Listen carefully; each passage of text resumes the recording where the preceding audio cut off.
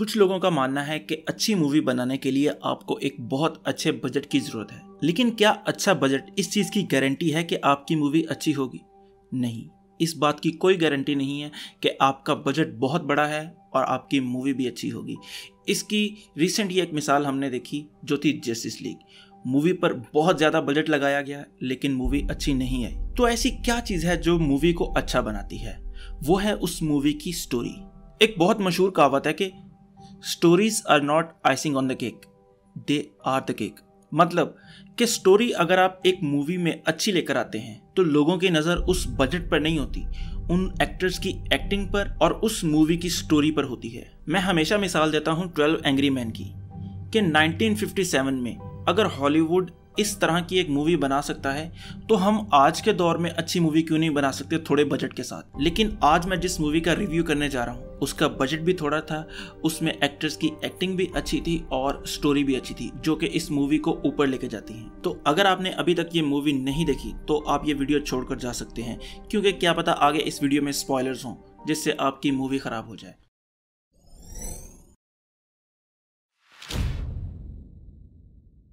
तो सबसे पहले बात कर लेते हैं इस मूवी की स्टोरी की।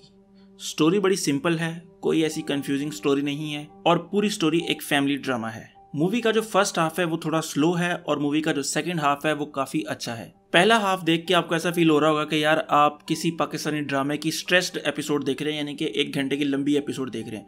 लेकिन बाद में आहिस्ता आहिस्ता वो मूवी पेस पकड़ती है और एंडिंग में जो क्लाइमैक्स के सीन्स हैं वो काफी अच्छे हैं। मूवी के मेजर 3 कैरेक्टर्स हैं। अब बाकी भी कैरेक्टर्स हैं, सारे मेजर हैं, लेकिन जिनसे मूवी शुरू होती है और जिन पे मूवी एंड होती है वो 3 बहन भाई हैं। सबसे पहला बड़ा भाई जैन, उसके बाद जरीन और सबसे छोटी ज़ारा। जो मूवी का मेजर हिस्सा है वो दोनों बहनों के अराउंड ही घूमता है, जरीन और ज़ारा। जरीन का कैरेक्टर आमना शेख कर रही हैं और ज़ारा का कैरेक्टर कर रही हैं सनम सईद। स्टोरी का आगाज जरीन से होता है जब वो अपने माँ बाप की देखभाल कराची में कर रही है, मगर अपने फादर की तबीयत खराब होने की वजह से उन्हें आईसीयू में शिफ्ट करना पड़ता है, जिसकी खबर वो अपनी छोटी बहन ज़ारा को देती है जो कि लंदन में है। और वो लंदन में क्या कर रही है और वो कैसे गई, इसके पीछे एक बहुत इंटरेस्टिंग स्टोरी है जो आपको मूवी के क्लाइमैक्स में पता चलती है। तो वो अपना सब कामकाज वहां से छोड़कर दोबारा कराची वापस आती है ताकि अपने माँ बाप के पास आ सके।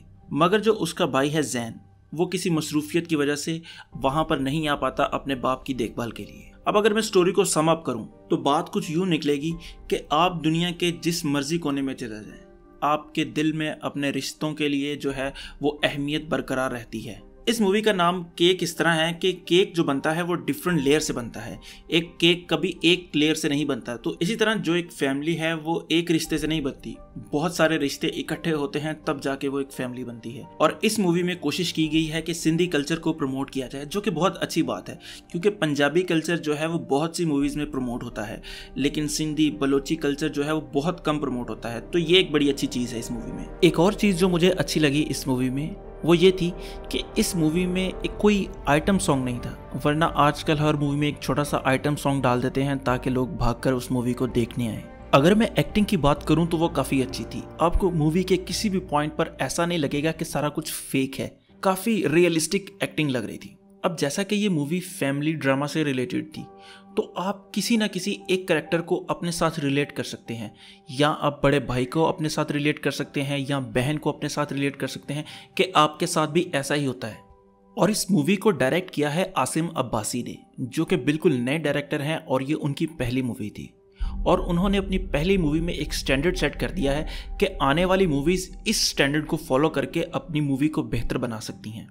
और मूवी का जो प्लॉट है आपको कहीं भी ऐसा नहीं लगेगा कि आपको बड़ी तेज़ी से लेके गया है, बड़े स्लो से पेस से लेके गया है, ताकि हर कैरेक्टर को अच्छी तरह वो डेवलप करवा सकें और सबको समझ आ सके कि कैरेक्टर की यहाँ पर क्या ज़रूरत है। अगर मैं बात करूँ इस मूवी के म्यूज़िक की, तो म्यूज़िक इतना कैची नहीं था, अच्छा था लेकिन इतना कैची नहीं था कि आप उसको बाद में गुनगुनाते फिरें। और मेरी जिस बंदे से बात हुई है सबका यही कहना था कि म्यूजिक इतना अच्छा नहीं था इस मूवी का। एक सवाल जो आपके जहन में होगा कि थंबनेल में था कि बेस्ट पाकिस्तानी मूवी है, मैं कहूँगा ये बेस्ट तो नहीं है, लेकिन जो आगे बेस्ट आएंगी वो इसको देख कर ही आएंगी। तो अगर मैं अपनी बात करूँ तो मुझे ये मूवी बहुत पसंद आई है और मैं इसको 10 में से 8 नंबर दूंगा।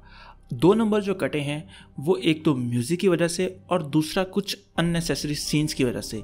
ओवरऑल ये मूवी बहुत अच्छी है और आप ज़रूर जाकर देखें। मैं आपको रिकमेंड ज़रूर करूँगा और मैं ज़रूर कहूँगा कि आप अपनी फैमिलीज़ के साथ इस मूवी को जाकर देखें। तो अगर आपको ये वीडियो पसंद आई हो तो लाइक करें, कमेंट करें और सब्सक्राइब ज़रूर करें। तो खुश रहें, खुश रखें। अल्लाह हाफिज़।